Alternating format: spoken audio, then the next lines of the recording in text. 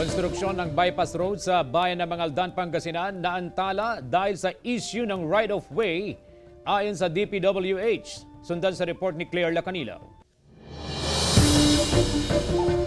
Malaking tulong umano sa mga residente at motorista sakaling matapos at buksan na ang bypass road sa Barangay Bantayan, Mangaldan, Pangasinan.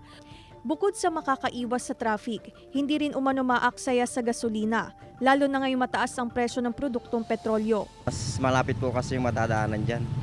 Kaya kung ikukumpara mo yung matadaanan mula rito sa Bantayan, papunta pang Dagupan, kasi kung dyan ka dadaan sa Mangaldan, kung babaybayin mo yung Mangaldan to Dagupan Road, mas malapit dito. Kasi hindi ka na po dadaan ng mga traffic. Bukod pa doon, kunti pa siguro yung dadaan dyan kasi simula pa lang. Makakaiwas po sa traffic tsaka para madali po akong makapasok sa eskwelahan namin po.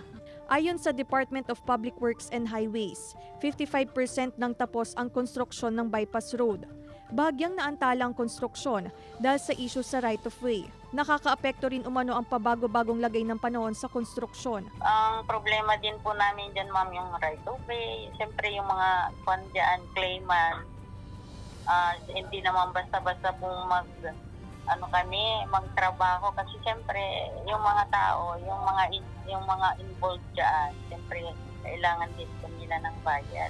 Right away. Ayon sa DPWH, patuloy ang kanilang negosasyon sa mga apektadong residente para maresolba ang issue sa right-of-way.